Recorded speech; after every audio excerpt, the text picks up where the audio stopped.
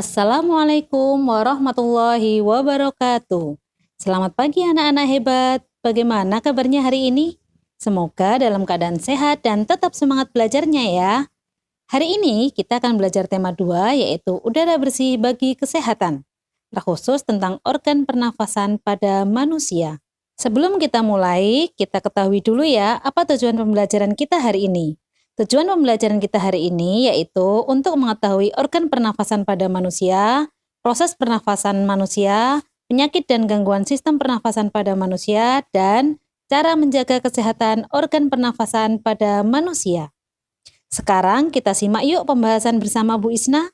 Nah, sekarang cobalah kamu berdiri di depan cermin. Perhatikan tubuhmu saat bernafas. Manakah bagian tubuhmu yang terasa bergerak saat menghirup dan menghembuskan nafas?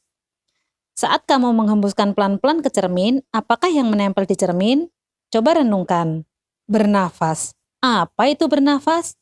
Bernafas adalah menghirup oksigen dan mengeluarkan karbon dioksida. Lebih jelasnya, kita simak video berikut ini.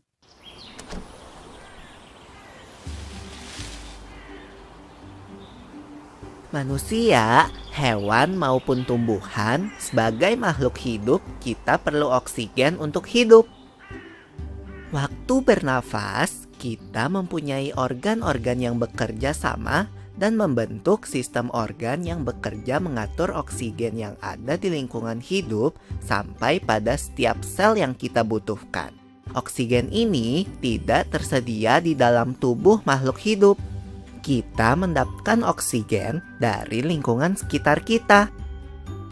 Bernafas artinya kegiatan menghirup atau memasukkan oksigen dari lingkungan hidup dan mengeluarkan karbon dioksida dan uap air melalui alat pernafasan kita.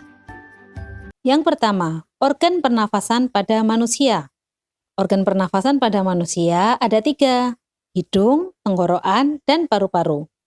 Pada hidung terdapat bulu hidung untuk menyaring udara dan selaput lendir untuk mengatur suhu. Kemudian pada tenggorokan terdapat faring, kemudian udara akan bergerak ke laring, kemudian masuk ke trachea dan bronkus. Nah, pada paru-paru udara akan masuk ke bronkus, kemudian ke bronkiolus dan alveolus. Nah, lebih jelasnya kalian perhatikan video berikut ini ya.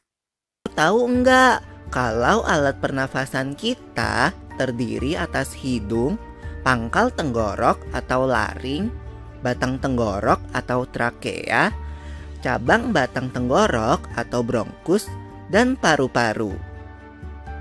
Iya, Pipo. Melalui lubang hidung, udara mendapatkan jalan keluar dan masuk ke dalam tubuh kita. Tapi, selain itu, udara juga dapat keluar masuk melalui mulut loh.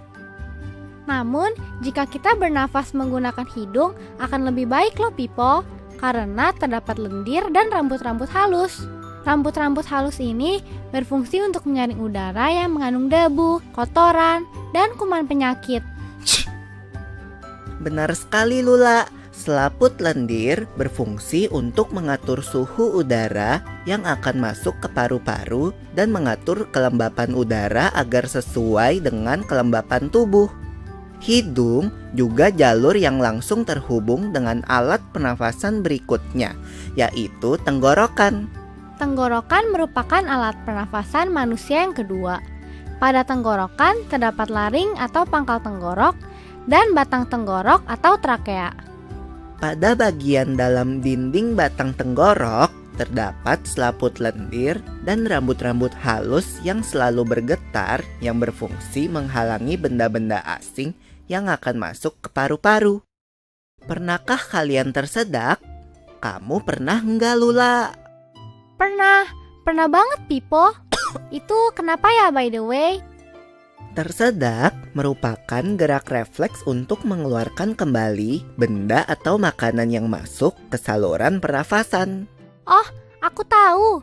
Gerak refleks adalah gerak cepat dan otomatis yang menanggapi rangsangan dari luar organ kan? Iya, Lula. Kemudian pangkal tenggorok yang disebut juga laring menghubungkan hidung dengan batang tenggorok atau yang biasa disebut trakea. Pada ujung trakea terdapat bronkus yaitu percabangan yang menghubungkan trakea dengan paru-paru kiri dan kanan. Paru-paru terletaknya di dalam rongga dada kan, Pipo? Jika kita menghirup udara, maka udara masuk ke paru-paru. Lalu kemana lagi ya?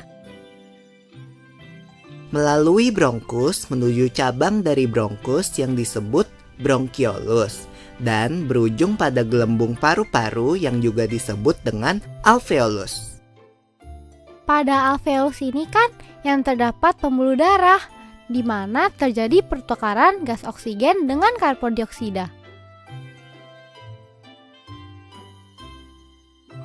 Selanjutnya, proses pernafasan pada manusia. Ada dua jenis pernafasan. Yang pertama, pernafasan dada, yaitu yang melibatkan otot antar tulang rusuk. Pada fase inspirasi, otot antar tulang rusuk akan berkontraksi, kemudian rongga dada membesar, kemudian tekanan dalam rongga dada mengecil, dan udara kaya oksigen akan masuk. Selanjutnya, pada fase ekspirasi, otot antar tulang rusuk akan berelaksasi, maka rongga dada mengecil, kemudian tekanan dalam rongga dada membesar, serta udara kaya karbon dioksida akan keluar. Pernafasan yang kedua yaitu pernafasan perut yang melibatkan otot diafragma. Pada fase inspirasi, otot diafragma akan berkontraksi, maka rongga dada membesar dan tekanan dalam rongga dada mengecil sehingga udara kaya akan oksigen masuk. Pada fase ekspirasi, otot diafragma akan berelaksasi. Rongga dada mengecil, kemudian tekanan dalam rongga dada akan membesar, maka udara kaya karbon dioksida akan keluar. Selanjutnya, kita simak penjelasan proses pernafasan manusia berikut ini. Well, Pipo, tahu gak kalau sistem pernafasan kita terdiri dari dua kan? Yaitu sistem pernafasan dada yang umum kita lakukan dan juga sistem pernafasan perut. Jelasin dong, Pipo, apa sih perbedaan detailnya? Pernafasan dada terjadi karena gerakan tulang rusuk oleh otot-otot antar rusuk. Pengambilan udara terjadi saat otot antar rusuk berkontraksi atau mengerut, sehingga tulang rusuk terangkat ke atas menyebabkan rongga dada dan paru-paru membesar. Oh begitu, berarti pengeluaran udara terjadi saat otot antar rusuk berelaksasi atau mengendur. Saat itu, tulang rusuk turun ke posisi semula, menyebabkan rongga dada dan paru-paru mengecilkan. Ya, benar sekali. Lalu menurut kamu, bagaimana dengan pernafasan perut kita, Lula? Aku belum yakin banget sih, Pipo. Jelasin dong. Pernafasan perut terjadi karena gerakan otot diafragma, yaitu sekat yang membatasi antara rongga dada dan rongga perut. Pengambilan udara terjadi saat otot diafragma berkontraksi. Posisi diafragma mendatar menyebabkan rongga dada dan paru-paru membesar. Berarti pengeluaran udara terjadi saat otot diafragma berelaksasi. Posisi diafragma melengkung ke atas, lalu menyebabkan rongga dada dan paru-paru mengecil. You're right, Lula. Selanjutnya kita masuk ke penyakit dan gangguan organ pernafasan. Yang pertama contohnya asma. Disebabkan alergi, gejala, batuk malam atau pagi, sesak nafas, nafas berbunyi, rasa berat di dada, dahak sulit keluar. Dan selanjutnya influenza. Influenza disebabkan oleh virus, gejalanya adalah demam, sakit kepala, dan hidung tersumbat. Yang ketiga bronkitis, yaitu peradangan pada trachea atau bronkus yang menyebabkan nafas menjadi pendek dan berbunyi. Selanjutnya faringitis. Faringitis merupakan peradangan faring yang diakibatkan infeksi virus atau bakteri. Selanjutnya tuberkulosis. Disebabkan bakteri Mycobacterium tuberculosa. Gejalanya adalah sulit bernafas, sering batuk, dan badan menjadi kurus. Selanjutnya yaitu kanker paru-paru, yaitu adanya tumor pada bronkus. Dan terakhir, emfisema adalah penggelembungan paru-paru yang mengakibatkan susah bernafas. Kita simak video berikut ini. Gimana kalau kita sesak napas karena banyak asap? Atau pernah nggak sih hidung kamu mampet karena pilek? Oh iya tuh, sesak nafas dan pilek adalah contoh dari jenis penyakit yang dapat menyerang sistem pernafasan kita, yang disebut juga penyakit pernafasan.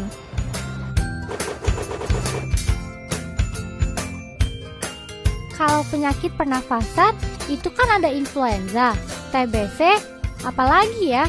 Ada juga bronkitis dan pneumonia, Lula. Kalau nggak salah ya, influenza kan penyakit yang cepat menular. Ciri-cirinya sakit kepala, rasa ngilu pada sendi, demam, sering bersin, batuk, pilek, dan kadang disertai muntah. Ya, jika kita terserang influenza, minum obat, banyak istirahat, dan periksa ke dokter. Kata ibuku, dapat dicegah juga dengan minum air hangat, beristirahat, dan minum vitamin C. Lalu, hati yang gembira juga bisa jadi obat yang mujarab loh. Wah, mantap! Tapi beda loh dengan flu burung. Flu burung disebabkan oleh virus yang hidup di saluran pencernaan unggas seperti ayam. Jika masuk ke tubuh manusia, bisa menyebabkan penyakit yang parah. Iya, virus ini menular ke kita kalau bersentuhan langsung dengan unggas yang terinfeksi. Atau kita menghirup udara yang berasal dari kotoran unggas yang mengering dan terbawa angin. Bronkitis merupakan peradangan pada bronkus yang bermula di dada atau mengikuti flu yang menyebar di dada. Awalnya timbul rasa sakit di dada disertai batuk dan kadang suhu tubuh tinggi.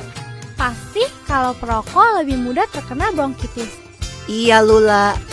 Nah, kalau pneumonia adalah radang paru-paru akut yang menyerang tiba-tiba dan cepat menjadi parah. Penyakit ini terjadi setelah penderita terkena campak, influenza, dan bronkitis. Lalu, bagaimana dengan TBC? Kamu tahu nggak, Lula? TBC atau tuberkulosis itu penyakit menular kan? Jadi penderitanya harus dikarantina. Kita nggak boleh dekat-dekat, apalagi anak kecil. Nah, setelah kalian mengetahui penyakit dan gangguan pada organ pernafasan, maka kita harus tahu cara menjaga kesehatan organ pernafasan kita. Yang pertama, menjaga kebersihan udara, menghindari udara kotor, tidak meludah sembarang tempat, membuang tisu bekas di tempat sampah, menjaga jarak dengan penderita penyakit pernafasan, menghindari asap rokok, berolahraga secara teratur, kemudian makan makanan yang bergizi, jangan lupa menggunakan masker saat berkendaraan, membersihkan rongga hidung secara teratur, dan periksa kesehatan ke dokter. Selanjutnya, membuat ventilasi udara di dalam rumah, serta menjaga lingkungan tidak berdebu atau tidak lembab karena virus dan bakteri akan mudah berkembang di sana. Nah, sekarang kita simak video berikut ini. Yuk! Bernafas adalah kebutuhan utama setiap makhluk hidup. Jadi, kita harus menjaga kesehatan alat pernafasan kita. Ya, seperti mengurangi pencemaran udara di lingkungan sekitar, tidak merokok dan tidak sering berada di lingkungan perokok. Jangan lupa pakai sapu tangan atau tisu untuk menutupi hidung dan mulut saat bersin atau batuk.